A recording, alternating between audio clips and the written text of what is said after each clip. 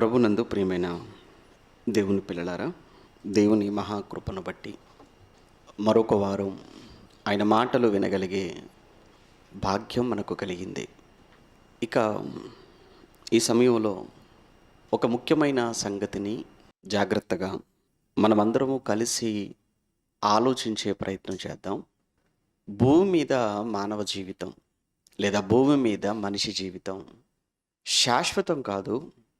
ఇది అశాశ్వతం అనే సంగతి, అశాశ్వతము అనే నిజాలను మనుషులు ఈ మధ్యకాలంలో ఎక్కువగా తెలుసుకుంటున్నారేమో అనిపిస్తుంది.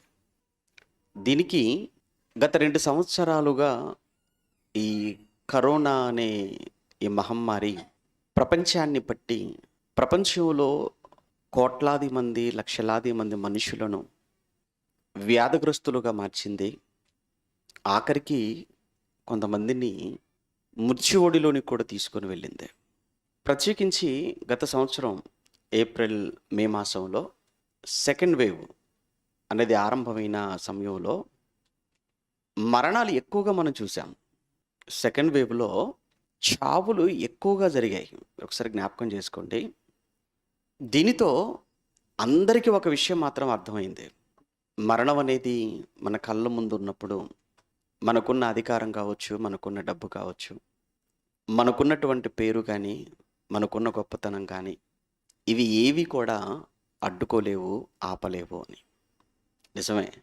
భూమి మీద మనిషి యొక్క జీవితాన్ని బైబిల్ చాలా చక్కగా, చాలా తేటగా చెప్పింది. ఒక మంచి మాట భక్తుడైన యోబు గారు మాట్లాడుతూ 14వ అధ్యాయంలో యోబు గ్రంథం మొదటి వచనంలో, యోబు గ్రంథం 14వ అధ్యాయం మొదటి వచనంలో ఆయన మాట్లాడుతూ, యోబు గ్రంథం 14వ అధ్యాయం మొదటి వచనంలో, స్త్రీ కనిన నరుడు కొద్ది దినముల వాడై మిక్కిలి బాధ నొందును అన్నాడు. స్త్రీ కనిన నరుడు ఎన్ని దినముల వాడై అన్నాడు? కొద్ది దినములు గలవాడు, లేదా కొద్ది దినముల వాడై అన్నాడు. అంటే నరుని యొక్క దినాలు ఎన్నని చెప్తున్నాడు యోబు గారు? కొద్దిగా అని చెప్పాడా? అధికము, మరిన్ని అని చెప్పాడా? కొంచెమే అన్నాడు. అంటే భూమి మీద మనిషి యొక్క ఆయుష్ కాలం, భూమి మీద మనిషి దినాలు చాలా కొంచెం. ఇక్కడ కొద్ది దినాలు అనే పదాన్ని ఇక్కడ మనం చూసాం. కానీ క్రొత్త నిబంధనకు వచ్చినప్పుడు యాకోబు గారు దీన్ని ఆయన భాషలో ఆయన మాట్లాడుతూ, యాకోబు పత్రిక మనందరం ఎన్నో మార్లు చదువుకున్న మాట, 4వ అధ్యాయంలో, యాకోబు పత్రిక 4వ అధ్యాయం 14వ వచనంలో, రేపేమి సంభవించునో, ఆ మాట చూడండి, రేపేమి సంభవించునో మీకు తెలియదు, మీ జీవము ఏ పాటిది అని మీరు అనుకుంటున్నారు, మీరు కొంతసేపు కనబడి అంతలో మాయమైపోవు ఆవిరి వంటి వారే అనేసాడు. చూడండి, మీరు కొంతసేపు కనబడి అంతలో మాయమైపోవు ఆవిరి వంటి వారే అన్నాడు. అక్కడ యోబు గ్రంథంలో వ్రాయబడిన మాట, స్త్రీ కనినటువంటి నరుడు కొద్ది దినముల వాడు, అంటే ఎక్కువ కాలం కాదు అని. ఇక్కడ యాకోబు పత్రికలో మనం చదువుకున్న మాట ఏంటంటే ఆవిరి అన్నాడు. ఈ ఆవిరి వంటి ఈ జీవితం, లేదా కొద్ది దినాలతో కూడుకున్న ఈ జీవితంలో, ఈ జననానికి మరణానికి మధ్య ఉన్న ఈ స్వల్పకాలం, మోషే గారు కూడా దీని గురించి మాట్లాడినప్పుడు ఆయన ఏమంటాడంటే అల్పకాలము అంటాడు కదా. అల్పకాలము పాపభోగము అనుభవించుట కంటే అంటాడు. మోషే గారు మాట్లాడిన మాటే.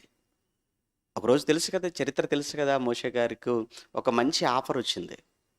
నాకు తెలిసి అలాంటి ఆఫరు ఎవరికి రాలేదు, రాదు కూడా కావచ్చు. ప్రపంచ చరిత్రలో మోషే గారికి వచ్చినంత గొప్ప ఆఫర్ ఎవ్వరికీ రాలేదు. ఆ తర్వాత మళ్ళీ యేసుప్రభుకి వచ్చింది, ఆయనకంటే చాలా గొప్ప ఆఫర్ అనుకోండి. కానీ ఆ మోషే గారికి వచ్చినటువంటి ఆఫర్ ఏంటంటే, నాయనా నువ్వు నా కుమారుడు అని నా తండ్రి ఎదుట ఒప్పుకో. ఫరో కుమార్తె మోషేతో ఫరో ముందు నిలవబెట్టి మాట్లాడుతున్న మాట ఏంటంటే, నీవు కానీ నన్ను తల్లిగా ఒప్పుకుంటే నీవు గాని నన్ను అమ్మా అని పిలిస్తే నా తండ్రి కూర్చున్నాడే ఈ ఐగుప్తు సింహాసనం, ఆయన దిగిపోతాడు, నువ్వు కూర్చుంటావు. నా తండ్రి చేతిలో ఉందే రాజదండం, అది నీ చేతిలోనికి వస్తుంది. ఐగుప్తులో ఉన్న ధనమంతా నీ కాళ్ళ దగ్గర వచ్చి పడుతుంది. నువ్వు దీనికి చేయవలసింది ఏమీ లేదు. నన్ను ఒక్కసారి నువ్వు తల్లిగా ఒప్పుకుంటే చాలు. ఎంత మంచి ఆఫర్ అండి ఇది. ఎందుకంటే ఎలాగో పెంచింది ఆవిడ, పెంచిన తల్లి కదా ఆవిడ. పెంచిన తల్లే తండ్రి ముందు నిలవపెట్టి, తన తండ్రి ముందు నిలవపెట్టి, నువ్వు ఒక్కసారి నన్ను నీ తల్లిగా నువ్వు ఒప్పుకోరా అన్నప్పుడు మోషే దాన్ని రిజెక్ట్ చేశాడు, మోషే తిరస్కరించాడు. అప్పుడు మాట్లాడిన మాట అన్నమాట ఈ మాట: అల్పకాలము ఈ పాపభోగము అనుభవించుట కంటే దేవుని ప్రజలతో శ్రమ అనుభవించుట మేలు అంటాడు. హెబ్రీ పత్రిక 11వ అధ్యాయం 24వ వచనం. హెబ్రీ పత్రిక 11వ అధ్యాయం 24వ వచనంలో ఇప్పుడు చెప్పిన ఈ సందర్భం మనకు కనబడుతుంది. అంటే మోషే గారు కూడా ఏమనుకున్నారు అంటే దీన్ని అల్పకాలము అన్నాడు. యోబు గారు ఏమన్నారు? కొద్ది దినములు అన్నాడు. మోషే గారు ఏమంటున్నారు? అల్పకాలము అన్నాడు. యాకోబు గారు ఏమంటున్నారు? ఆవిరి వంటివి జీవితము అనేసాడు. మనమైతే ఏమనుకుంటాం? మీరేమనుకుంటున్నారు? అధిక కాలం అనుకుంటున్నారా? శాశ్వత కాలం అనుకుంటున్నారా? కాదు అని కరోనా బాగా చెప్పింది.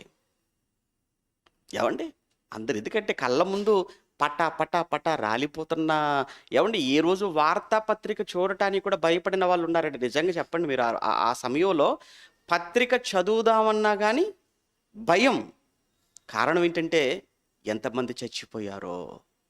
చావు వార్తలే కదండి. ఎందుకంటే కంప్లీట్గా అన్ని లాక్డౌన్ కదా, అన్ని వ్యవస్థలు ఆగిపోయాయి.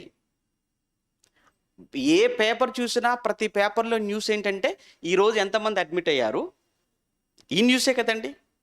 ఏ ఛానల్ మీరు ఆన్ చేసినా కానీ ప్రతి ఛానల్లో కూడా వచ్చేటువంటి వార్తలు ఏంటంటే ఈ కరోనా కేసులు. భయపడిపోయారు. కారణం అసలు ఆ రోజుల్లో మనుషులు ఎలా కనబడుతున్నారు, అలా వెళ్ళిపోతున్నారు, అలా శవంగా బయటకు వచ్చేస్తున్నారు. ఇలా నిన్నటి వరకు బాగానే ఉన్నారు, ఈలోపు కరోనా అన్నారు, లోపల తీసుకెళ్ళిపోయారు, సారీ అండి అనేస్తున్నారు. ఇలా ఎన్ని చూడలేదు మనం. దేవుడు చెప్పిన మాట అక్షరాల నిజం. మనం కొంతసేపు కనబడి అంతలో మాయమైపోయే ఆవిరి వంటిది. కొంతమంది అన్నారులేండి ఆ మధ్యకాలంలో ఏంటంటే, ఈయనట కరోనాతో పోరాడి గెలిచాడట. ఎవడు నిజంగా చెప్పండి, కరోనా గెలిచిందా మనిషి గెలిచాడా? ఏంటో ఆ మాటలు. కరోనాతో పోరాడారట. పోరాడి ఎంతమంది అంటే గెలిచారు? లక్షల మంది చచ్చిపోయారు. మృత్యువుతో పోరాటమా? ఆ రోజు వచ్చేసిందంటే నీ చుట్టూ ఎంతమంది ఉన్నా ఎవరు నిన్ను కాపాడలేరు. జయలలిత చుట్టూ ఎంతమంది లేరు ఒకరోజు? పాపం కాపాడగలిగారా? లేరు. ఆ తర్వాత బాలసుబ్రహ్మణ్యం గారిని తీసుకెళ్లారు అదే హాస్పిటల్కి, మరలా అదే ఐసీయూ. ఆమె వెళ్ళిపోయింది, నెక్స్ట్ ఈయన వెళ్ళిపోయాడు కొద్ది సంవత్సరాలకు. ఈయన చుట్టూ కూడా చాలామంది చేరిపోయారు పాపం. బ్రతికిద్దామని చాలా ప్రయత్నం చేశారు. ఆయన కూడా పోరాడుతున్నాడు, రేపు మాప గెలుస్తాడు అన్నట్టుగానే చెప్పారు న్యూస్ అప్పుడు మనకు. కానీ ఆఖరికి ఎవరు గెలిచారని చెప్పారు? కరోనా గెలిచింది, బాలసుబ్రహ్మణ్యం గారు ఏమైపోయారట? ఓడిపోయారట. మనకు వచ్చిన న్యూస్ అండి అది. ఎందుకంటే దేవుడు చెబుతున్న మాట, కొంతసేపు కనబడి అంతలో మాయమైపోయే ఆవిరి వంటి జీవితం మనిషిది. అయితే ఈ కొద్ది జీవితంలో సహజంగా మనుషులందరూ కూడా ఏం కోరుకుంటారు అంటే, ఈ కొద్ది జీవితంలో సంతోషంగా ఉండాలని కోరుకుంటారు, ఆనందంగా ఉండాలని కోరుకుంటారు. ఎవరైనా కానీ సంతోషంగానే కోరుకుంటారు తప్ప దుఃఖాన్ని ఎవరైనా కోరుకుంటారు? ఏ మనిషి అయినా, ఏ మనిషి కూడా దుఃఖాన్ని కోరుకోడు. పోనీలే, ఎందుకో సంవత్సర కాలం అంతా కూడా లాస్ట్ ఇయర్ అంతా చాలా హ్యాపీగా గడిచిపోయింది, కనీసం ఈ సంవత్సరం అంటే కొంచెం కష్టాలు వస్తే బాగుండు, ఈ సంవత్సరం అంటే కొంచెం దుఃఖంగా ఉంటే బాగుండు అని అలా ఏమన్నా ఆశపడతారు ఎవరైనా? లేదు. లాస్ట్ ఇయర్ ఎంత ఆనందంగా ఉన్నాం, ఈ సంవత్సరం ఇంకా అంతకంటే ఎక్కువ ఆనందంగా ఉండాలనుకుంటాం. పోనీలే, ఒక వారం రోజుల నుంచి అన్ని గుడ్ న్యూస్లే వింటున్నాం, ఈ వారం ఒక్క న్యూస్ అయినా కొంచెం బ్యాడ్ న్యూస్ ఉంటే బాగుంటుంది ఎందుకంటే మరీ గుడ్ న్యూస్లతో బోర్ వచ్చేసింది. కనుక ఈ వారంలో ఒక్కటైనా బ్యాడ్ న్యూస్ ఉంటే బాగుండని అలా ఏమైనా అనుకుంటారా? లేదు. అలా అనుకునే అవకాశం కూడా లేదు. కానీ మానవ జీవితంలో మనిషి చాలా సుఖంగా ఉండాలనుకుంటున్నాడు, చాలా సంతోషంగా ఉండాలనుకుంటున్నాడు. కానీ ఎందుకో మానవ జీవితంలో శ్రమలు వస్తున్నాయి, కష్టాలు వస్తున్నాయి. ఈ కష్టాలకు, ఈ శ్రమలకు కారణాలు ఏమై ఉంటాయి? ఇది కొంచెం మనం జాగ్రత్తగా ఆలోచించాల్సిన విషయం. సహజంగా అందరూ కూడా సంతోషాన్ని కోరుకుంటారు, అందరూ ఆనందంగా ఉండాలని కోరుకుంటారు. ఎవరు కోరుండి కష్టాలు రావాలని, ఎవరు కూడా దుఃఖం రావాలని ఏ ఒక్కరూ కోరుకోకపోయినా మానవ జీవితంలో మరి ఎందుకండి ఈ దుఃఖం అనేది, మానవ జీవితంలో ఎందుకండి కష్టాలు వస్తున్నాయి అని ఈ ప్రశ్నకు బైబిల్ చాలా చక్కటి ఎక్స్ప్లెనేషన్, చాలా చక్కటి వివరణ ఇచ్చింది బైబిల్. అయితే దీని మూలంలోనికి మనం వెళ్ళి ఆలోచించినప్పుడు, ఒకవేళ ఈరోజు నువ్వు సమస్యల్లో ఉన్నావేమో, ఈరోజు నువ్వు దుఃఖంలో ఉన్నావేమో, ఈరోజు మనం నష్టంలో ఒకవేళ ఉంటే, మనం ఉన్నటువంటి ఈ నష్టానికి, ఈరోజు మనం అనుభవించేటువంటి దుఃఖానికి, మనం అనుభవిస్తున్నటువంటి శ్రమలకు వెనకాల ఏంటి కారణం, ఏమై ఉండొచ్చు అని మనం వెనకకు తిరిగి చూసుకున్నప్పుడు ఖచ్చితంగా మనకు కనిపించేది ఏంటంటే, ఎక్కడో మనం చేసినటువంటి తప్పులు, ఎక్కడో మనం చేసినటువంటి పొరపాట్లు. ఖచ్చితంగా ఒకరోజు మనం చేసిన తప్పులు, ఒకరోజు మనం చేసిన పొరపాట్లు అవి ఈరోజు మన పాలిట అవి శాపంగా మారి ఈరోజు మన దుఃఖానికి, మన సమస్యలకు కారణంగా మారుతున్నాయా?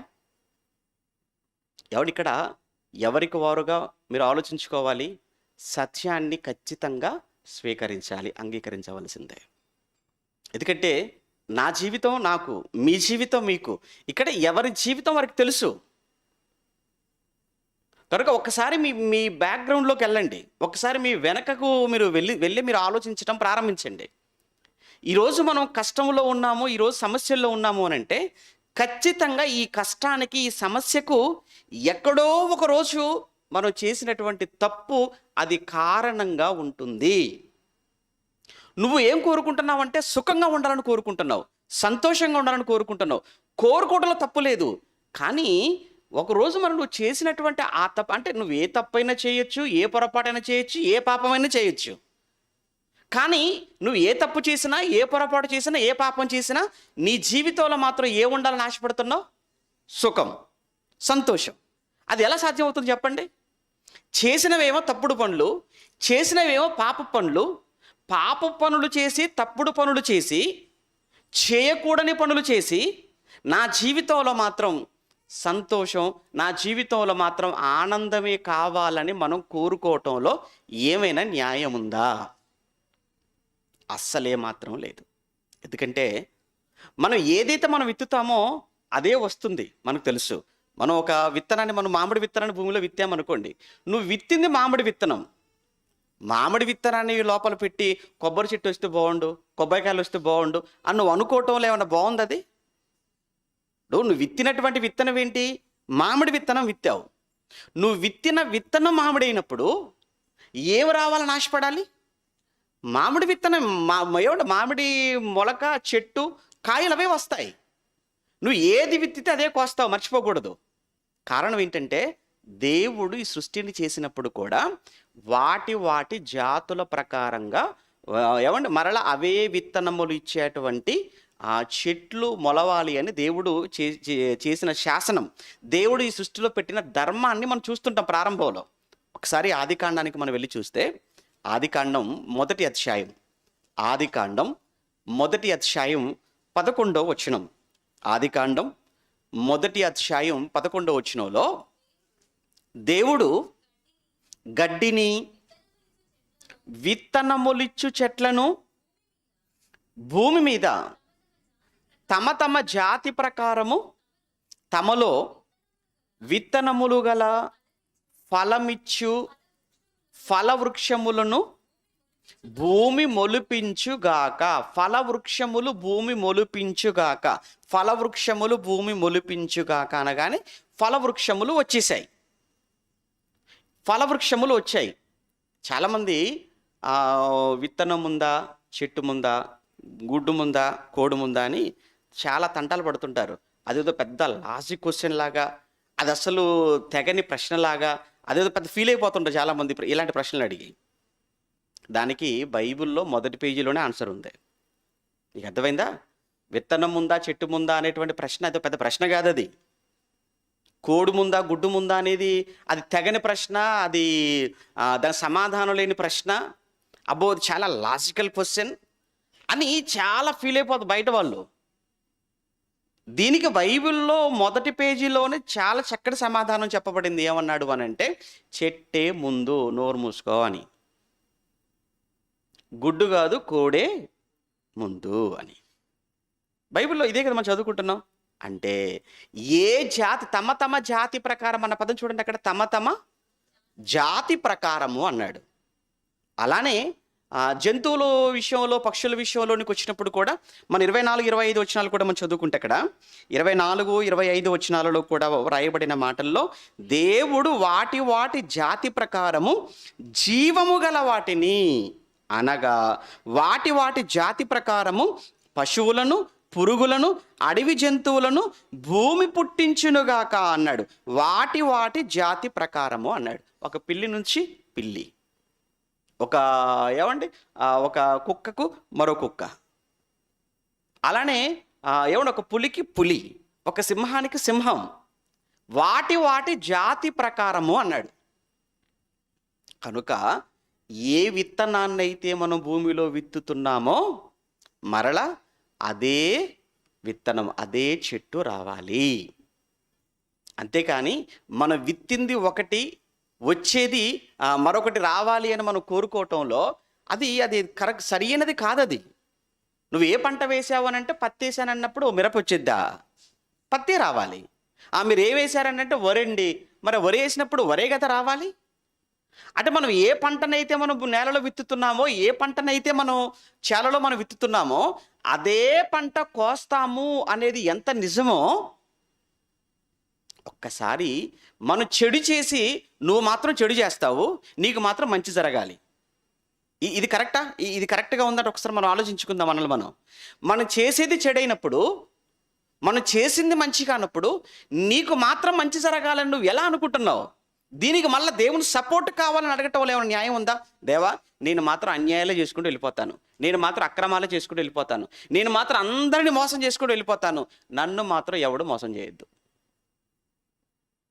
ఇదే కదండి దీని అర్థం ఏంటి? నేను ఎవరినైనా మోసం చేస్తాను, నన్ను మాత్రం ఎవడు మోసం చేయకుండా చూసుకో. ఇది కరెక్టా? ఇది కరెక్ట్ కాదు కదా. నువ్వు ఏదైతే విత్తుతావో మనం విత్తినదే ఖచ్చితంగా మనం కోయాలి. దీనికి పాత నిబంధనలో ఇశ్రాయేలీలకు దేవుడు ధర్మశాస్త్రాన్ని ఇస్తున్నప్పుడు కూడా ఈ విధమైనటువంటి ఒక చట్టమే వాళ్ళకు పెట్టినట్టుగా మనం చూస్తుంటాం. నిర్గమాకాండం 21వ అధ్యాయంలో, నిర్గమాకాండం 21వ అధ్యాయం, నిర్గమాకాండం 21వ అధ్యాయం 23వ వచనంలో, నిర్గమాకాండం 21వ అధ్యాయం 23, 25 వచనాలు. హాని కలిగిన ఎడల నీవు ప్రాణమునకు ప్రాణమును, కంటికి కన్ను, పంటికి పన్ను, చేతికి చెయ్యి, కాలికి కాలు, వాతకు వాత, గాయమునకు గాయము, దెబ్బకు దెబ్బయు నియమించవలెను అన్నాడంటే, ఇది కూడా ఎలా ఉందంటే ఏది విత్తుతావో అదే కోస్తావు అన్నట్టుగానే ఉంది. ఇది కూడా అర్థమైందా? ఈ చట్టం కూడా ఎలా ఉంది ఇక్కడ? ఈ చట్టం కూడా ఎలా ఉందనంటే, ఎవరైనా కానీ నీ చేయి తీసేస్తే నువ్వు కూడా నీకు కూడా ఏం జరుగుతుందనంటే నీ చేయి కూడా తీసేయటం జరుగుతుంది అన్నాడు. అలానే నీ ప్రాణం, నువ్వు ఒకటి ప్రాణం తీస్తే ఖచ్చితంగా నీ ప్రాణం కూడా తీయబడుతుంది అన్నాడు. నువ్వు ఒకటి కన్ను పీకేస్తే నెక్స్ట్ నీ కన్ను కూడా పీకివేయబడుతుంది అన్నాడు. అంటే దాని అర్థం ఏంటంటే, నువ్వు ఏదైతే చేసావో అది ఖచ్చితంగా నువ్వు అనుభవిస్తావు. ఎదుటివాడికి నువ్వు ఏది చేసావో, ఎదుటివాడికి నువ్వు చేసింది ఖచ్చితంగా అది ఒక రోజు నువ్వు కూడా అనుభవించాలి. ఏడిపించావా? అయితే ఖచ్చితంగా ఒకరోజు నువ్వు కూడా ఏడుస్తావు. ఖచ్చితంగా నువ్వు ఏడుస్తావు. ఒకరిని అవమానపరిచావా, అయితే ఖచ్చితంగా ఒకరోజు నువ్వు కూడా అవమానించబడతావు. అయితే ఒకరిని నిందించావా, నువ్వు ఖచ్చితంగా ఏదో ఒక రోజున నువ్వు కూడా నిందించబడక తప్పదు. ఎందుకంటే నువ్వు విత్తేది చెడు, నువ్వు విత్తేది కీడు. నువ్వు చెడు విత్తుతూ కీడు విత్తుతూ నాకు మాత్రం ఏ రావాలని కోరుకుంటున్నావు, నాకు మాత్రం మేలు జరగాలి. నువ్వు విత్తేది కీడైనప్పుడు నీ కీడే వస్తుంది. నువ్వు విత్తేది మేలైనప్పుడు నీ ఖచ్చితంగా మేలే జరుగుతుంది. ఒక్కసారి ఈ కోణంలో మనం ఆలోచించినప్పుడు మనమేమో అంతా కూడా కీడు చేసుకుంటూ వెళ్ళిపోతూ, చెడు చేసుకుంటూ వెళ్ళిపోతూ, దేవుడు మాత్రం మనకు అన్ని విధాల మేలే చేయాలి, దేవుడు నన్ను అన్ని విధాలుగా ఆశీర్వదించాలి, దేవుడు నాకు ఏ లోటు చేయకూడదు అని మనం ఆశపడటంలో ఏమైనా న్యాయం ఉందంటారో ఒక్కసారి మీరు ఆలోచించండి. అంటే ఒకసారి మనకొచ్చే కొన్ని రోగాలకు కావచ్చు, అలానే మనకొచ్చే కొన్ని సమస్యలకు కానీ, మనకు వచ్చేటువంటి కొన్ని కష్టాలను కూడా మనం ఆలోచిస్తున్నప్పుడు ఎక్కడో మనం రాంగ్ ట్రాక్లోకి వెళ్ళాం, ఎక్కడో మనం పొరపాటు చేశాం, ఎక్కడో మన తప్పటడుగులు పడ్డాయి, ఎక్కడో మన నిర్ణయాలు భిన్నంగా వెళ్ళిపోయాయి. అందువలనైనా ఈరోజు మనకి ఏ బాధలు, అందువలనైనా ఈరోజు మనకు వచ్చిన ఈ కష్టాలు, అందువలనైనా ఈరోజు మనం ఉన్నటువంటి సమస్యలు.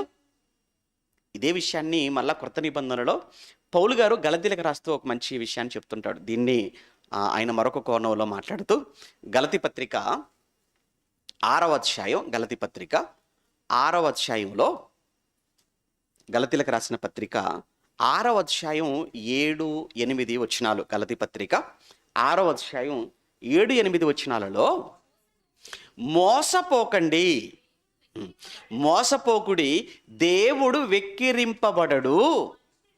మనుష్యుడు ఏదైతే విత్తునో, చక్కగా చెప్పాడు, మోసపోకండి, దేవుడు వెక్కిరింపబడడు. మనుష్యుడు ఏదైతే విత్తునో ఆ పంటనే కోయును అన్నాడు. నువ్వు ఏది విత్తుతావో అదే కదా నువ్వు కోస్తావు అన్నాడు. నిజమే, మనం విత్తిందే మనం కోస్తున్నాం. ప్రభునందు ప్రియమైన దేవుని పిల్లలారా, ఈ విషయాన్ని ఎందుకు మీకు జ్ఞాపకం చేస్తున్నాను అంటే, మనం మంచి చేస్తే ఖచ్చితంగా మంచి జరుగుతుంది అని. మనం చెడు చేస్తే లేదా మనం కీడు చేస్తే ఖచ్చితంగా ఆ కీడు ఒక రోజున మరల అది మన మెడకు చుట్టుకొనక తప్పదు. అందుకే ఎవరికి కూడా హాని చెయ్యాలి, ఎవరికి కీడు చేయాలి, ఎవరిని నష్టపరచాలి అనేటువంటి ఆలోచనలు పొరపాటున మీ మనసులోనికి రానివ్వకండి. వచ్చాయా, వీటి పర్యవసానం ఈరోజు కాకపోయినా భవిష్యత్తులో ఏదో ఒక సమయంలో ఎప్పుడో ఒకప్పుడు ఖచ్చితంగా మనం అనుభవించక మనది. ఎందుకంటే విత్తనాన్ని విత్తిన వెంటనే అది మొలకవదు కదా, పంట వేసిన వెంటనే చేతికి రాదు కదా, కొంత టైం పడుతుంది కదా. అలానే నువ్వు కీడు చేసిన వెంటనే నీకు కీడు జరగకపోవచ్చు. నువ్వు పాపం చేసిన వెంటనే నీకు మరలా నీకు అది రిఫ్లెక్ట్ అవ్వకపోవచ్చు. కొంత సమయం, కొంత టైం పడుతుంది. విత్తనం భూమిలో పడిన తర్వాత అది భూమిని చీల్చుకొని బయటికి మొలకగా, అది మొక్కగా, చెట్టుగా మారడానికి చాలా సమయం పడుతుంది. ఇది ఎంత నిజమో, నువ్వు చేసినటువంటి తప్పు, నువ్వు చేసినటువంటి పొరపాటు అది భవిష్యత్తులో నీ మీదికి రావటానికి కొంత సమయం అనేది ఖచ్చితంగా పడుతుంది. నువ్వేమనుకుంటావంటే, నేను నిన్ననే ఒకరిని మోసం చేశాను, నెల క్రితం ఒకరిని మోసం చేశాను, సంవత్సరం క్రితం ఒకరిని మోసం చేశాను, అయినా సంవత్సరం నుంచి నేను హ్యాపీగా ఉన్నాను, ఆనందంగా ఉన్నాను, చాలా సంతోషంగా ఉన్నాను, నేను మాత్రం ఎవరి చేతిలో మోసపోవటం లేదు, నన్ను ఎవడు మోసం చేయలేకపోతున్నాడు, నేను ఒక పెద్ద మోనార్క్ లాగా మారిపోయాను నువ్వు అనుకుంటున్నావు. కానీ అన్నీ వస్తాయి బయటికి. ఇవన్నీ ఒకదాని వెంట ఒకటి ఒకానొక రోజు నీ మెడకు ఒక ఉచ్చులాగా బిగుసుకుని పోతాయి అంటున్నాడు ఆయన. అందుకే ఏది మనం విత్తుతున్నామో అదే ఖచ్చితంగా మనం కోస్తామండి. మనం విత్తేది ఒకటి, పంట మరొకటి రాదు.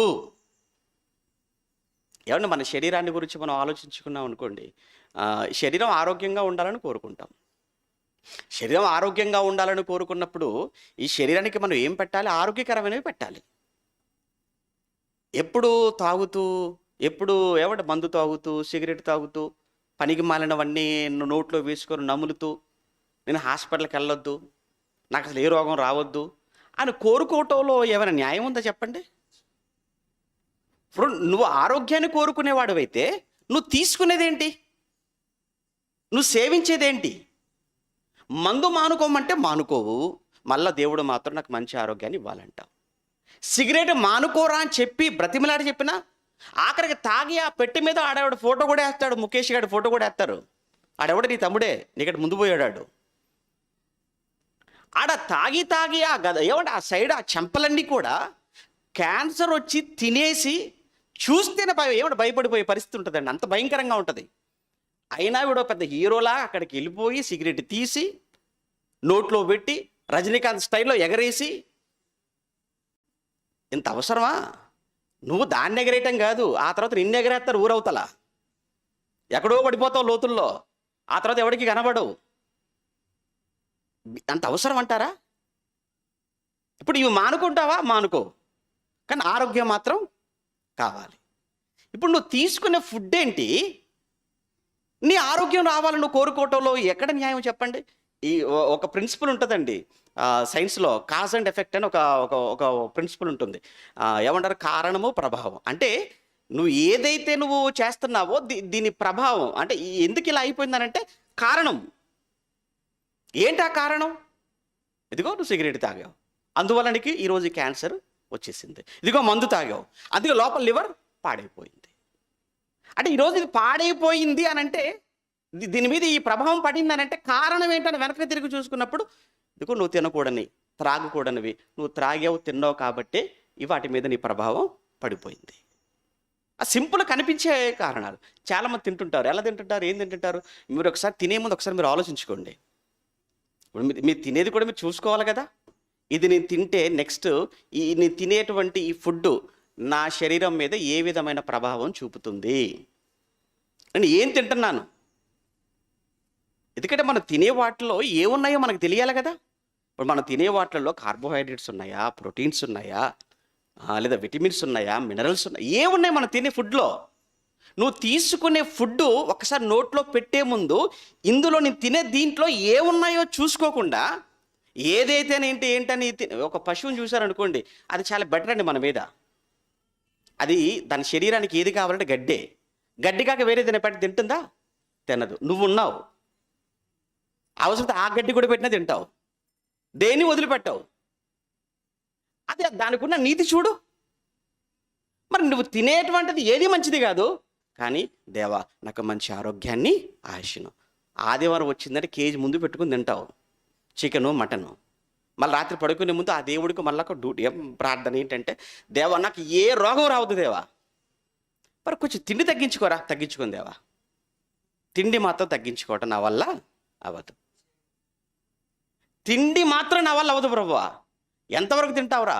అవసరమైతే గొంతు వరకు తింటాను ప్రభువా,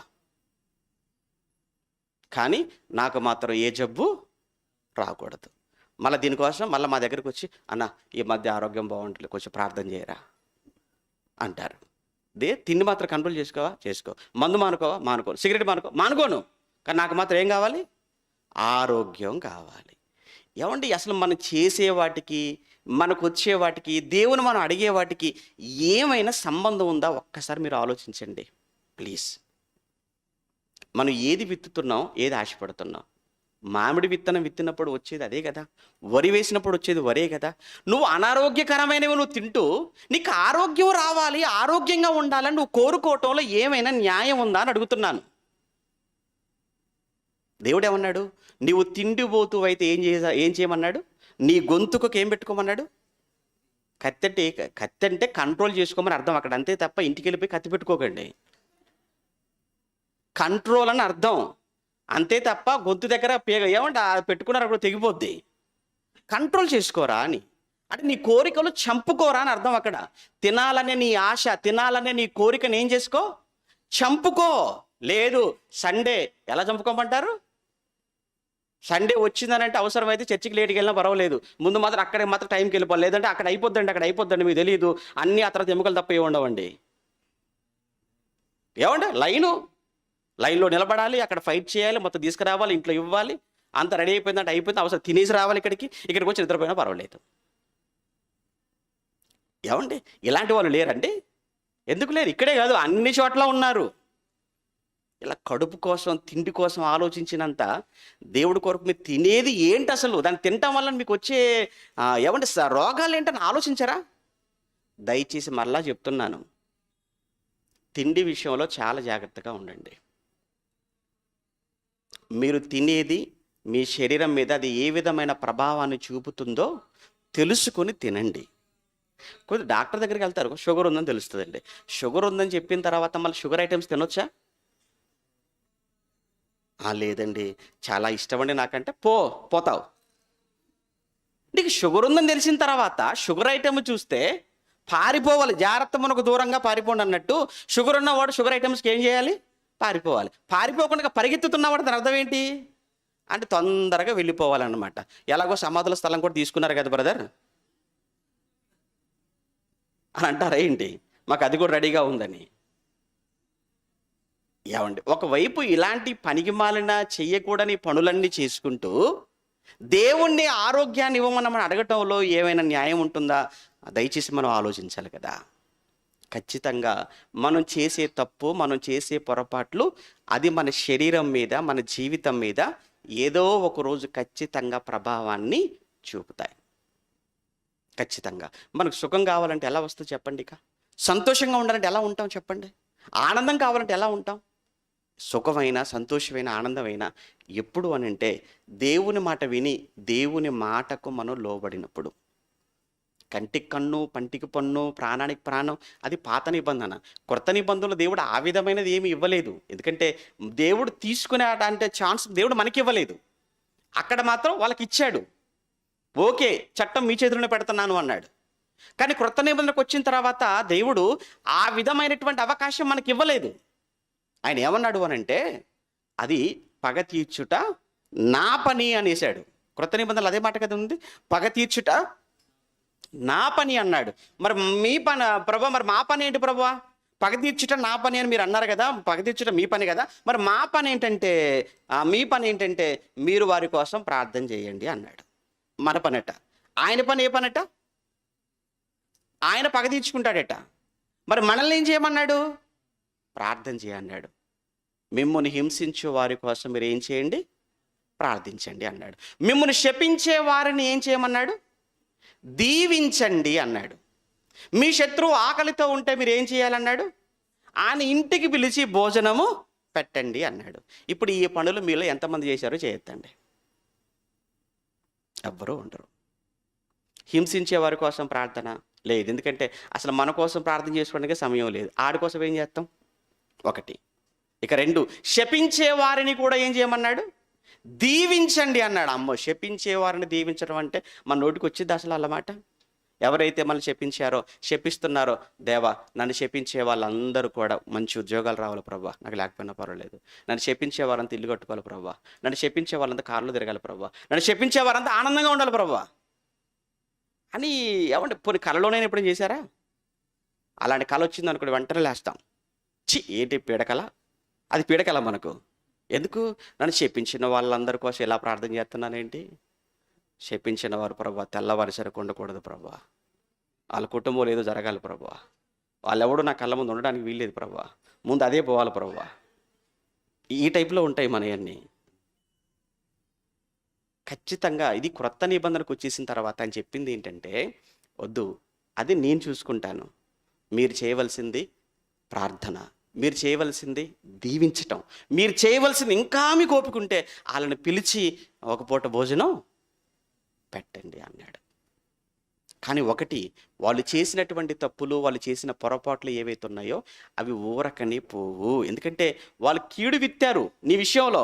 ఆ కీడు ఖచ్చితంగా ఒక రోజున ఆ కీడు వాళ్ళు అనుభవించక తప్పదు. ఆలస్యం అవుతుంది అంతే. మిమ్మల్ని బాధ పెట్టారా, మిమ్మల్ని దుఃఖ పెట్టారా, మిమ్మల్ని అవమానపరిచారా, ఖచ్చితంగా ఒక రోజున అవన్నీ వాళ్ళు కూడా అనుభవిస్తారు. ఒకవేళ నువ్వే చేస్తే నీకు వస్తుంది ఫలం, అందులో అనుమానమే లేదు ఎవరైనా సరే. దీనికి బైబిల్లో మంచి సాక్ష్యాలు ఏంటంటే, బైబిల్లో మనకు అవ్వ ఆదాములే ముందు కనపడతారు. వాళ్ళే ఫస్ట్. ఇది అక్కడి నుంచి ప్రారంభమైన ఇవన్నీ.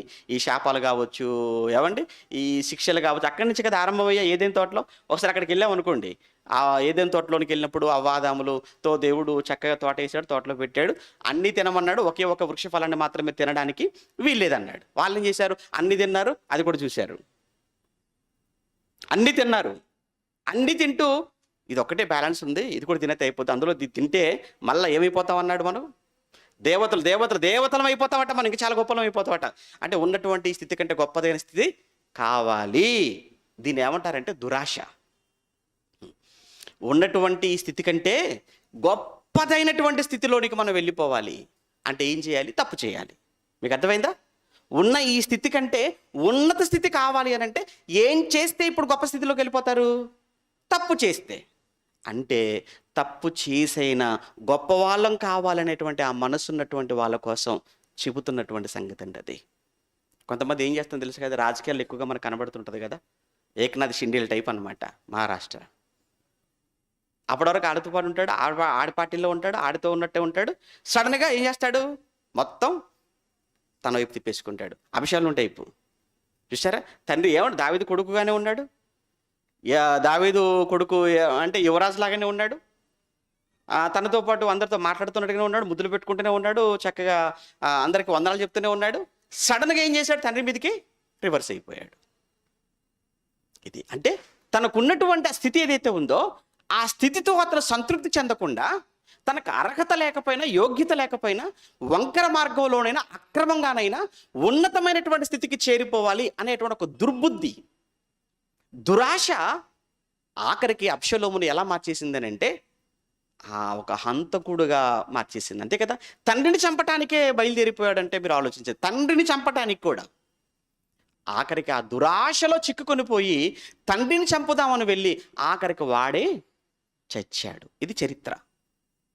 దురాశ దుఃఖానికి చేటు అంటారు లోకంలో. ప్రాణానికే ముప్పు అయిపోయింది ఇక్కడ కూడా ఏదేని తోటలోనికి సాతానుగాడు వచ్చేసి ఇదిగో అది తినొద్దు అన్నాడు దేవుడు. ఏం కాదు, తినొచ్చు. నేను చెప్తున్నాను కదా, తింటే మీరు ఏమైపోతారు తెలుసా? చాలా గొప్పలు అయిపోతారు. మీరు గొప్పలో ఒకటి ఎవరికి ఇష్టం లేదు తెలుసా? మీ దేవుడికి ఇష్టం లేదు, అందుకే మళ్ళీ తినొద్దు అన్నాడు. నిజమా? దేవుడికి ఇంత కుళ్ళుంది అనుకోలేదండి మీరు చెప్పేంతవరకు. మీరు వచ్చేసి నిజంగా మా కళ్ళు తెరిపించేశారు మీరు అని నమ్మింది, వెళ్ళింది, తెంపింది, తను తిన్నది. తినగానే అలానే ఉంది. దేవత చూసుకుందండి, ఏం అవ్వలేదండి. అప్పుడు వెంటనే మళ్ళీ గుర్తొచ్చేసింది. ఆ పండు తీసుకొని భర్త దగ్గర, నువ్వు ఎందుకు తెంపావు, ఎందుకు తినేసావు? లేదండి, నువ్వు లేనప్పుడు ఒక ఆయన వచ్చాడు, వచ్చేసి తింటే గొప్పలం అయిపోతావు అన్నాడంటే, మరి నువ్వు కాలే కదా అంటే, లేదండి నేను ఒక్కదానే కాదు మీరు తినుదినమునా అన్నాడు, అందుకోసం అని చెప్పి మన ఇద్దరం తింటేనే అయిపోతామట, అందుకే మరి నేను తిన్నాను, నువ్వు కూడా తింటే ఇద్దరం ఒకేసారి ఏమైపోతాం? దేవతలం అయిపోతాం అనగానే ఆయన కూడా నమ్మేశాడు పాపం. నమ్మేసి ఇద్దరు తినేశారు. తినగానే ఏమైపోయారు? పాపులుగా మారారు. దేవతలు అవ్వలేదు, దయ్యాలు అయిపోయారు. ఇద్దరు కూడా, ఇద్దరు దేవుళ్ళు అవ్వలేదు, దయ్యాలు అయిపోయారు. దాక్కుండిపోయారు. దేవుడు వచ్చాడు, మందలించాడు. ఆ తర్వాత శాపం వచ్చిందా? వాళ్ళిద్దరికి శాపం వచ్చేసింది. అవ్వకు శాపం వచ్చిందా? వచ్చింది. నీ గర్భ వేదనను ఏమన్నాడు? 3వ అధ్యాయం ఆదికాండం 3వ అధ్యాయం 17వ వచనం. ఆదికాండం 3వ అధ్యాయం 17వ వచనంలో ఆయన ఆదాముతో నీవు నీ భార్య మాట విని, 16వ వచనంలో నీ భార్య మాట విని నీవు తినవద్దని నేను నీకు ఆజ్ఞాపించిన వృక్ష ఫలములు తిన్నావు అంటే అర్థం ఏంటి? నీవు ఏదైతే వద్దు అన్నానో నేను నీతో, అది నువ్వు చేశావు. నేను వద్దన్నది చేశావు అంటే పాపం నువ్వు చేసేసావు. కనుక నేను ఏదైతే నేను తినవద్దన్నానో అది నీవు తిన్నావు గనుక నీ నిమిత్తము నేల శపించబడి ఉన్నది, ప్రయాసతోనే నీవు బ్రతుకు దినములన్నీ దాని పంట తిందువు, అది ముండ్ల తుప్పలు గచ్చపొదలు మొలిపించును, పొలములోని పంట నీవు తిందువు, నీ బ్రతుకు దినములన్నీ ప్రయాసతోనే అన్నాడు. సుఖం లేదా? ఎక్కడ సుఖం? సంతోషం లేదా? లేదు. అప్పటిదాకా సుఖంగా ఉన్నారండి. నిజంగా చెప్పండి, తప్పు చేయనంత వరకు ఏదైనా తోటలో అవ్వ ఆదాములకు ఎంత చక్కటి సుఖం అండి, ఎంత చక్కటి ఆనందం అండి, ఎంత చక్కటి సంతోషకరమైన జీవితం. అంత చక్కటి సంతోషకరమైన ఆనందకరమైనటువంటి ఆ జీవితం ఇప్పుడు ఏమైపోయింది? ప్రయాస, వేదన, మిక్కిలి వేదన. చెమటోడ్చవలసిన పరిస్థితి. దీని అంతటికి కారణం ఏంటని వాళ్ళు ఆలోచించినప్పుడు వాళ్ళకి అర్థమైంది ఏంటంటే, అమ్మ తప్పు చేసేసాము, ఆ తప్పుకు ఈరోజు శిక్షను మనం అనుభవించాం. తప్పు చేశారు, తప్పుకి ఏమనుభవిస్తున్నారు ఇప్పుడు? శిక్ష. అంటే ఖచ్చితంగా తప్పు చేస్తే ఏదో ఒక రోజున శిక్ష మనం అనుభవించక తప్పదు. ఆ రోజుకి రాకపోవచ్చు శిక్ష, మరో నెలకు రాకపోవచ్చు, సంవత్సరానికి రాకపోవచ్చు, కానీ మన జీవితంలో ఎప్పటికైనా ఏదో ఒక రోజున శిక్ష రాక మానదు. నువ్వు మందు తాగొచ్చు, తాగ్గానే నీ లివర్ పాడుగాకపోవచ్చు. సంవత్సరం నుంచి నాకు అలవాటు ఉందని చాలామంది ఇలా చెప్తాం. ఒరే ఎవరో ఒక్కసారికి తాగితే ఏం పోయిందిరా, నేను ఎన్నేళ్ళ నుంచి తాగుతున్నానో తెలుసా? 10 సంవత్సరాలు అయిందిరా, నేను చూడు ఎంతగా ఎలా బలంగా ఉన్నానో. అలానే మోటివేట్ చేస్తుంటారండి. ఈ తాగుబోతులంతా కూడా బ్యాచ్ ఒకటి ఉంటుంది కదా, తాగుబోతుల టీం, గ్యాంగ్ ఎవడో ఒక లీడర్ ఉంటాడు. ఆడు ఎలా వాళ్ళు రెచ్చగొడతారు తెలుసా? ఒరే ఒక్కసారి తాగితే ఏం పోయింది, అప్పుడప్పుడు తాగితే ఏమవుతుంది? నేను ఎప్పటి నుంచి తాగుతున్నాను తెలుసా? 10 సంవత్సరాలు ఇక్కడ నన్ను మించినోడు ఎవడున్నాడు? మళ్ళీ ఎత్తానంటే ఫుల్ అయిపోయేంత వరకు లేపను. అయినా నేను చూసావా ఎంత దర్జాగా ఉన్నానో.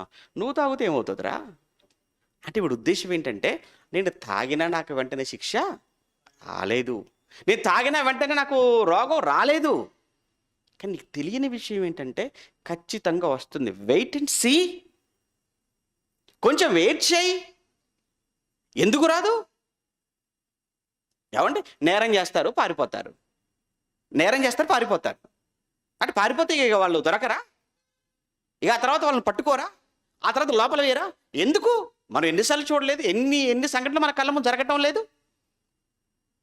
అలానే నువ్వు చేసే తప్పు చేసిన వెంటనే నీకు శిక్ష అనేది నీకు రాకపోవచ్చు, కానీ ఖచ్చితంగా ఏదో ఒక రోజున శిక్ష మాత్రం నువ్వు అనుభవించక తప్పదు. ఆ తప్పు ప్రభావం, ఆ పాప ప్రభావం నీ మీద పడక మానదు అని చెప్పటానికి అవ్వ ఆదాముల జీవితాన్ని మన కళ్ళ ముందు పెట్టాం, దేవుడు పెట్టాడు. ఆ తర్వాత ఒక యాకోబు దగ్గరికి వెళ్ళినప్పుడు పాత నిబంధనలో యాకోబు జీవితంలో కూడా ఆయన తప్పు చేశాడు, మోసం చేశాడు. యాకోబు తన అన్నను మోసం చేశాడు. ఆ ప్రారంభంలో మోసం చేశాడు కదండి. తన తల్లి దగ్గరికి పిలిచింది, ఒరేయ్ ఈ నీ తండ్రి ఆశీర్వదిస్తాను అన్నాడు మీ అన్నను, నువ్వు మీ అన్న ఏమో వేటకెళ్ళాడు, మీ అన్న వచ్చేలోపు మీ నాన్నకు మంచి భోజనం నేనే సిద్ధం చేస్తా, నువ్వు వెళ్ళి ఆ భోజనం మీ తండ్రికి వడ్డించి మీ తండ్రి దగ్గర దీవెనలని నువ్వే కుట్టేయి అని ఒక తల్లే సలహా ఇచ్చిందండి యాకోబుకు. అప్పుడు యాకోబు అంటాడు, లేదు మమ్మీ, నేను ఎలా వెళ్ళగలను తండ్రి దగ్గరికి? ఎందుకంటే ఆయన కండ్లు సరిగా కనబడకపోవచ్చు పాపం. ఏమంటే ఆయనకు అప్పటికి ఇస్సాకు ఏమైపోయాడు? ఆయన వృద్ధుడైపోయాడు కదా. ఇస్సాకు వృద్ధుడైపోయాడు కనుక ఆయనకు దృష్టి లోపం ఏర్పడిపోయింది, చూపు సరిగా కనిపించడం లేదు. అప్పుడు ఆ యాకోబు తెలివిగానే మాట్లాడతాడు, అమ్మా నాన్నకు ఒకవేళ చూపు సరిగా లేదని నువ్వు నన్ను ఏదో చేద్దాం అనుకుంటున్నావు కావచ్చు, కానీ తండ్రి నన్ను తాకినప్పుడు ఏమవుతుంది?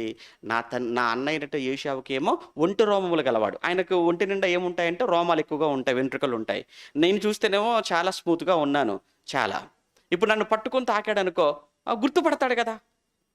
వాయిస్ ప్లస్ స్కిన్, ఈ 2 విషయాలు దొరికిపోతాను కదా అన్నప్పుడు నువ్వేం వరి అవ్వకరా, నువ్వు మేకపిల్లను పోయి ముందు మేకను నువ్వు వధించు, ఆ మేక బొచ్చు తీసుకొనిరా, పైనుండి ఆ తోలు తీసుకొనిరా, అది నీకు కప్పేస్తాను. ఎలాంటి మాస్టర్ ప్లాన్ చేసిందంటే రేపుక ఎవరి మీద ఉన్న ప్రేమతో? కొడుకు మీద ఉన్న ప్రేమతో. ఏ కొడుకు మీద? చిన్న కొడుకు మీద. ఆ చిన్న కొడుకు మీద ఉన్న ప్రేమతో అన్ని మోసగాడిగా మార్చేసి నువ్వు వెళ్ళు అనగానే వెళ్ళాడు. అప్పటికి ఇస్సాకు, ఏంటి నాయన అంత తొందరగా వచ్చేసా? అవును నాయన, తొందరగా పడిపోయింది, ఆ దేవుడు పంపించాడు ఆ వేటను, తొందరగా పడిపోయింది, చక్కగా వండాను మరి వాయిస్ ఏంటి ఎలా ఉంది అని డౌట్ వచ్చేసింది ఆయనకు. నువ్వు దగ్గర రా అన్నాడు. దగ్గరికి వెళ్ళగానే పట్టుకున్నాడు. పట్టుకోగానే లేదులే, వాయిస్లో తేడా వచ్చింది ఏమోలే, పాపం అలసిపోయి ఇచ్చాడు కదా, కానీ స్కిన్ మాత్రం పట్టుకొని తాకి చూడగానే ఒంటి రోమాలు ఉన్నాయా? ఉన్నాయి. కాబట్టి ఇవిడు ఏషావే అనుకున్నాడు. అంతే. ఇక రావాల్సిన దీవెనలన్నీ కూడా అడిగి ఇచ్చేసాడు యాకోబుకి. అమ్మయ్య బతికిపోయారు అనుకున్నాడు, పక్కకి వెళ్ళిపోయాడు. ఆ తర్వాత ఎవరు వచ్చేసారు? ఏషావు వచ్చాడు. ఏషావు వంట సిద్ధం చేసుకొని తండ్రి ముందు తీసుకొచ్చి పెట్టి, అదేంట్రా నాయన ఇప్పుడు వచ్చిపోయావు కదరా అంటే, లేదు నాన్న, లేదు నువ్వు వచ్చావు కదా, లేదు అనగానే విషయం అర్థమైపోయింది. అంటే నా భార్య చంద్రుడు ఇద్దరు కలిసి నన్ను ఏం చేశారు? మోసం చేసేసారు. ఈ విషయంలో మోసపోయింది ఎవరంటే, ఇస్సాకు కంటే ఎక్కువ మోసపోయింది ఎవరంటే ఏషావు. ఇక ఏషావు ఆ తర్వాత ఎంత కుమిలిపోతాడో, ఎంత బాధపడిపోతాడో, ఎంతగా రోధించాడో మనకు తెలుసు. అయితే ఇదే యాకోబు తన అన్నను మోసం చేశాడు కదా, తన అన్న మోసం చేసి తన అన్నకు దుఃఖాన్ని బాధను కలగటానికి కారణమయ్యాడు కదా, తన తండ్రిని కూడా దుఃఖపెట్టాడు కదా, తన తండ్రిని దుఃఖపెట్టాడు, అన్నను దుఃఖపెట్టాడు. మరి యాకోబు జీవితంలో ఈ దుఃఖం రావద్దా మరలా? ఇది అనుభవించాలి. ఎందుకంటే మన కీడు విత్తితే ఖచ్చితంగా కీడే. మనం చేసిన పాపది ఎప్పటికైనా ఖచ్చితంగా అది మనకు చుట్టుకొనక తప్పదు. మరి ఇప్పుడు యాకోబు కూడా దుఃఖపడాలి, యాకోబు కూడా ఏడవాలి, యాకోబు కూడా రోధించాలి. మరి ఆయన జీవితంలో ఈ రోదన, ఈ కన్నీళ్లు యాకోబు జీవితంలో వచ్చాయా? వచ్చాయి. ఎప్పుడు తెలుసా? తాను ప్రేమించినటువంటి ప్రియమైన కొడుకైన యోసేపు చచ్చిపోయాడు అన్న వార్త విన్నప్పుడు ఆ రోజు నుంచి తన జీవితం అంతా కూడా యాకోబు జీవితంలో ఏం కనపడుతుందో తెలుసా? కన్నీళ్ళు. ఒకసారి ఆ మాట చూడాలి మీరు. ఆదికాండం 37వ అధ్యాయం, ఆదికాండం 37వ అధ్యాయంలో యాకోబు గారు పరిస్థితి మనం చూస్తుంటాం. ఆదికాండం 37వ అధ్యాయం 31 నుంచి వారు ఏమంటే వారు ఏం చేశారు, వారు జరిగిన చరిత్ర మీకు తెలుసు కానీ చెప్పట్లేదు. వాళ్ళు అన్నలు వచ్చేసి యోసేపును ఆ మిద్యానీయులకు అమ్ముకున్నారు. అమ్ముకున్న తర్వాత వాళ్ళు ఆలోచించారు, మరి తండ్రిని ఎలా నమ్మించాలి మనం? బాగా వినండి, తండ్రిని మనం ఎలా నమ్మించాలి? సేమ్ ఇదే కుట్ర కదా ఒకప్పుడు చేశారు. తండ్రిని ఎలా నమ్మించాలి అనేది ఒకప్పుడు యాకోబు ప్లాన్ చేశాడు. తండ్రిని ఎలా నమ్మించాలి అని ఒకప్పుడు యాకోబు రిబ్కా ఇద్దరు కలిసి చేశారు. ఇస్సాకుని ఎలా నమ్మించాలి అని ఒకప్పుడు యాకోబు రిబ్కా తల్లి కొడుకు కలిసి ఆలోచించారు. ఇప్పుడు సేమ్ అదే అన్నలందరూ కూడా ఇప్పుడు మన తండ్రి యాకోబుని ఎలా నమ్మించాలి? బాగా వినండి, ఒకప్పుడు యాకోబేమో ఇస్సాకుని ఎలా నమ్మించాలి అని ప్లాన్ చేశాడు. ఇప్పుడు అన్నలందరూ అంటే తన కొడుకులే ఈరోజు తండ్రిని యాకోబుని ఎలా నమ్మించాలని వీళ్ళంతా ప్లాన్ చేసుకుంటున్నారు. సేమ్ కనబడుతుందా లేదా చెప్పండి? అంటే ఆ రోజు యాకోబు మోసం, మరలా ఇప్పుడు అదే యాకోబు మోసపోతున్నాడు. ఆ రోజు చేశాడు, ఈరోజు చేయబడుతున్నాడు. ఏం చేద్దాం అని ఆలోచించినప్పుడు అందరూ ఒక ప్లాన్ చేశారు. ఏంటంటే వాడి వాడి వాడి వాడి పైన ఉన్నటువంటి వస్త్రం తీసేసి ఒక మేకపిల్లను గొర్రెపిల్లని చంపేసి ఈ వస్త్రాన్ని అందులో ముంచుదాం. అందులో ముంచి ఈ ముంచబడినటువంటి వస్త్రం ఏదైతే ఉందో ఈ వస్త్రాన్ని మనం తండ్రి దగ్గరికి యాకోబు దగ్గర తీసుకెళ్ళి ఆయన ముందు పెడదాం. అలాగని అడుగుతాడు, నాయనా ఏడి మీ తమ్ముడేడి, యోసేపు ఏడి, వచ్చాడా మీ దగ్గరకు, వచ్చాడా, క్షేమంగా చేరుకున్నాడా, ఏడి తమ్ముడేడి అని అడుగుతుంటే, నాన్నగారు తమ్ముడు లేడు కానీ మాకు వచ్చేటప్పుడు మార్గమధ్యంలో ఇగో ఈ చొక్కా మాకు దొరికింది, ఈ చొక్కా ఇది తమ్ముడిదే అని మాకు అనిపించింది, నువ్వే చాలా ప్రేమతో కుట్టించావు కదా ఈ చొక్కా. అయితే మాకేమనిపించిందంటే తమ్ముడు మా దగ్గరకు వచ్చేటప్పుడు ఏదో ఒక దుష్ట మృగం తమ్ముడిని చంపేసింది, ఏదో ఒక దుష్ట మృగం తమ్ముడిని చంపి చీల్చేసింది, తినేసింది. దానికి సాక్ష్యంగా ఇగో ఆ తమ్ముడుకు నువ్వు ఇష్టపడి కుట్టించినటువంటి చొక్కా ఇది మాత్రం మాకు దొరికింది అని ఆ చొక్కా అతని చేతికి ఇచ్చినప్పుడు, యాకోబు చేతికి, అప్పుడు యాకోబు ఆ చొక్కాను పట్టుకొని ఏం చేస్తున్నాడు చూద్దాం. 33వ వచనంలో, అతడు దానిని గుర్తుపట్టి ఈ అంగి నిజంగా నా కుమారునిదే, దుష్ట మృగము వానిని తినివేసెను, యోసేపు నిశ్చయముగా చీల్చబడెను అని యాకోబు నమ్మేశాడు. నమ్మి యాకోబు తన బట్టలు చింపుకొని తన నడుమున గోనె పట్ట కట్టుకొని అనేక దినములు తన కుమారుని నిమిత్తము ఏమైపోయాడట, అంగలార్చాడు. ఎన్ని రోజులు? అనేక దినాలు అన్నాడు. అక్కడ ఎన్ని అనేది మనకు తెలియదు, ఎన్ని రోజులు అనేది మనకు తెలియదు. అనేక దినాలు అంగలార్చాడు. ఒకప్పుడు ఇతను కూడా ఇస్సాకుని ఏడిపించాడు తన తండ్రిని. ఇప్పుడు ఇదే యాకోబు తండ్రిని ఏడిపించాడా? ఇస్సాకుని ఏడిపించాడా? మోసం చేశాడా? అదే ఏశావుని ఏడిపించాడా? అవును. ఇప్పుడు మరలా యాకోబు ఏమవుతున్నాడు? ఇప్పుడు ఇతను కూడా ఏడుస్తున్నాడు, ఇతను కూడా దుఃఖపడుతున్నాడు. అంటే ఏదైతే విత్తాడో ఒకనాడు యాకోబు, అది ఇప్పుడు మరలా కోస్తున్నాడు. ఏది విత్తాడో అదే కోసాడు. కనుక ఒక్కసారి మన ఆత్మీయ జీవితాన్ని కూడా మనం ఆలోచించుకుందాం. మనం ఆత్మీయంగా మనం ఎలా ఉన్నాం? మన ఆత్మీయ జీవితం బాగోలేదు కానీ పరలోకం మాత్రం మనం కావాలని కోరుకుంటాం. దేవుని కోసం రాము, దేవుని కొరకు ఇవ్వం, దేవుని కొరకు చెయ్యం, దేవుని కొరకు బ్రతకం. కానీ మనందరి కోరిక ఏంటంటే చచ్చిపోతే పరలోకం మాత్రం నాకు కావాలి. ఇది ఎలా న్యాయం అవుతుంది చెప్పండి? దేవుని కొరకు బ్రతకని నువ్వు, దేవుని కొరకు రాని నువ్వు, దేవుని కొరకు ఇవన్నీ చెయ్యని చేతకాని వాళ్ళంగా మనం మారిపోయి దేవుడిచ్చే పరలోకాన్ని మాత్రం కావాలి అని మనం ఆశపడటం అనేది ఇది ఎంతవరకు న్యాయం? నువ్వు ఏది విత్తుతావో అదే కోస్తావు. నువ్వు చేసిందే నీకు చేయబడుతుంది. నువ్వు ఒకటి విత్తే మరొకటి రావాలని నువ్వు కోరుకోవటంలో అన్యాయం. నువ్వు మేలు చేస్తే మేలు జరుగుతుంది, నువ్వు కీడు చేస్తే కీడే జరుగుతుంది. నువ్వు మంచి చేయి, నీకు మంచి జరుగుతుంది. కనుక భూమి మీద ఎలాగో మానవ జీవితం శాశ్వతం కాదని మనకు అర్థమైపోయింది. అంతే కదండి, భూమి మీద మానవ జీవితం శాశ్వతం కాదు. శాశ్వతం కానప్పుడు శాశ్వతమైన జీవితం ఇక చావు తర్వాతనే ఉందనే సంగతి నీకు అర్థమైతే, ఇక్కడ ఏమీ లేదు, రాబోయే లోకం పరలోకంలోనే నా జీవితం అని అనుకున్నప్పుడు ఆ లోకానికి వెళ్ళాలి అని అంటే ఈ లోకంలో నువ్వేం చేయగలుగుతున్నావు? ఆ లోకానికి వెళ్ళగలిగిన కార్యక్రమాలు చేస్తున్నావా? ఆ లోకానికి వెళ్ళటానికి సిద్ధపడుతున్నావా?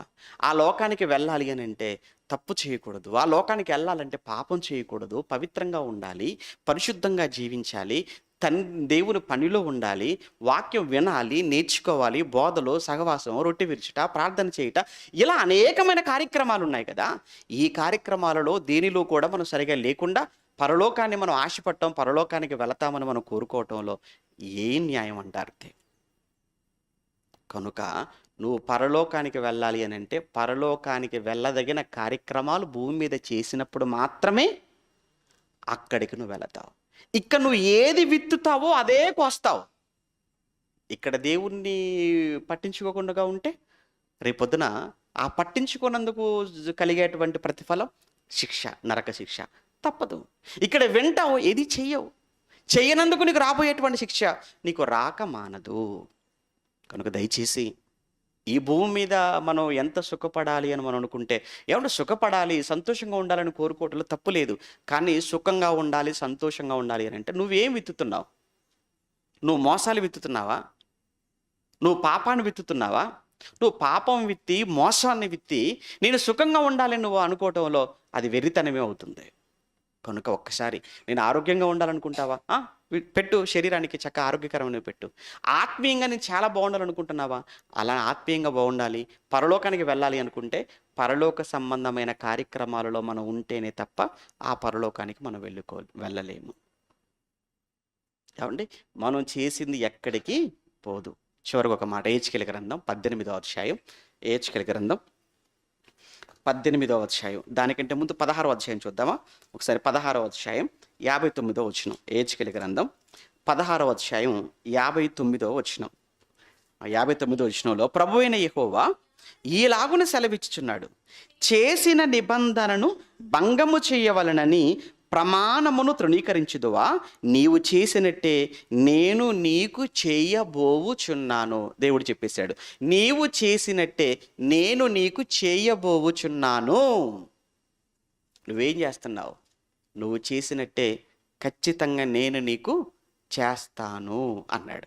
18వ అధ్యాయం అదే ఏహెచ్కేలు 18వ అధ్యాయం 4వ వచనంలో, మనుషులందరూ నా వశములో ఉన్నారు, తండ్రులేమి కుమారులేమి అందరూ నా వశములో ఉన్నారు, పాపము చేయువాడు ఎవడో వాడే మరణము నొందును అన్నాడు. అంటే ఎవడు పాపం చేస్తే వాడికే శిక్ష, ఎవడు పాపం చేస్తే వాడికే మరణము, బైబిల్ చెప్పిన మాట అంటే. కనుక కుటుంబాలలో ఒకసారి మీరు ఆలోచించుకోండి. మీరు భార్యగా నువ్వు చేసిన దానికి నువ్వే అనుభవించాలి, భర్తగా నువ్వు చేసిన దానికి నువ్వే అనుభవించాలి. ఇద్దరు ఏకదేహమే కావచ్చు, కానీ పరలోకం విషయంలో మాత్రం ఎవరి క్రియలు వారివే. ఈ బంధాలు ఇవన్నీ ఎంతవరకు అని అంటే ఉన్నంత వరకు. ఆ తర్వాత భార్య ఎవరో, భర్త ఎవరో, పిల్లలెవరో, తల్లి ఎవరో, తండ్రి ఎవరో, ఎవరు ఎవరి కొరకు ఆలోచించేది లేదు, ఎవరు ఎవరి దగ్గరకు వెళ్ళేది కూడా లేదు. కనుక తాత్కాలికమైన కొద్ది కాలం, ఈ కాలంలో భార్యగా నువ్వు యథార్థంగా ఉండు, నువ్వు నమ్మకంగా ఉండు, భర్తగా నువ్వు యథార్థంగా, నీ నమ్మకం నీది, నీ పని నీది, ఎవరి వాళ్ళకే అన్నాడు. అందుకే అన్నాడు కదా, ఎవరు పాపము చేయను వాడే అన్నాడు తప్ప మనం చేసింది మన పిల్లలకు, పిల్లలు చేసింది పిల్లలకు, వాళ్ళు చేసింది వాళ్ళ పిల్లలకు, ఇలా దేవుడు శిక్ష అమలు చేసేవాడు కాదు. అలా పాపాలు ట్రాన్స్ఫర్ అవ్వవు. కనుక దయచేసి మన సుఖంగా ఉండాలి, మన సంతోషంగా ఉండాలి అని అంటే ఖచ్చితంగా మనం దేవుని మాటకు లోబడవలసిందే. ఆ రోజు అవ్వ ఆదాములు వాళ్ళు అంత భయంకరమైన శాపానికి లోనయ్యారు అని అంటే దేవుని ఆజ్ఞను వాళ్ళు ఏం చేశారు? అతిక్రమించారు. వాళ్ళు అతిక్రమించి అవిధేయతను చూపినందుకు ఆ శిక్ష, ఆ శాపం వాళ్ళకు వచ్చింది. కనుక మనము కూడా దేవుని ఆజ్ఞను, బైబిల్ని ఎప్పుడైతే ప్రక్కన పెట్టి, వాక్యాన్ని ఎప్పుడైతే ఏమంటే పక్కన పెడచెవిన పెట్టి, మన ఇష్టాన్ని మనం ఎప్పుడైతే ముందు పెట్టుకుని మనం వెళ్ళిపోతామో ఖచ్చితంగా దేవుని శాపానికి మనం లోను కాక తప్పదు. కనుక ఉండే కొద్ది కాలం, అందుకే కొద్ది దినములు అన్నాడు కదా యోబు గారు. ఎన్ని దినాల్లో స్త్రీకి పుట్టిన నరుడు కొద్ది దినములు అన్నాడు. మోషే గారు ఏమన్నారు? అల్పకాలము అన్నాడు. యాకోబు గారు ఏమన్నారు? ఆవిరి వంటి జీవితం అన్నాడు. ఆవిరి వంటిది అనుకుంటారా? అల్పకాలమే అనుకుంటారా? కొద్ది దినాలే అనుకుంటారా? ఎవరు ఎవరిని బాధ పెట్టక, ఎవరు ఎవరిని నిందించక, ఎవరిని ఎవరు మోసం చెయ్యక, ఎవరు ఎవరికి నష్టాన్ని చేయకుండా దేవుడు మీకు ఇచ్చినటువంటి కొద్ది దినాలలో, ఈ స్వల్ప కాలంలో, ఈ ఆవిరి వంటి జీవితంలో మీ ఆరోగ్యాన్ని, మీ ఆత్మీయ జీవితాన్ని జాగ్రత్తగా కాపాడుకొని మేలు చేసేవారుగా ఉండండి. మేలే విత్తండి. కీడు చేసిన వారికి కూడా మీరు మేలే చేయండి. మీరు విత్తినటువంటి ఈ మేలు శాశ్వతంగా మరలా మీరు ఆ మేలును మీరు పొందుకుంటారు. యేసుప్రభు మేలు చేశాడు, సమాజం కీడు చేసింది. ఆయనకొచ్చి నష్టమేముంది? ఆయనకు వచ్చి నష్టమే లేదు. ఆయన మేలే పొందుకున్నాడు. పౌలు గారు మేలు చేశాడు సమాజానికి, అందరూ నష్టం చేశారు ఆయనకు. కానీ ఆయన విత్తిన మేలు నిష్ప్రయోజనం అవ్వలేదు. ఆయన విత్తినటువంటి మేలు ఆయనకు శాశ్వతంగా ఆయనకు మేలును, లాభాన్ని చేకూర్చింది. అందుకే అన్నాడు, నేను చచ్చిపోయాను, నాకు లాభమే అనేసాడు ఆయన. కనుక అలాంటి మంచి మనసు, అలాంటి మంచి స్వభావం మనందరికీ దేవుడు అనుగ్రహించాలని కోరుతూ ఈ నా మాటలు ముగిస్తున్నాను. ప్రార్థన చేసుకుందాం. ప్రేమ కలిగిన మా కన్న తండ్రి, మీకు వందనాలు నాయన. మీ పిల్లలకు మీరిచ్చినటువంటి వేదములో నుంచి మీ మంచి మాటలు తెలియచేశాను.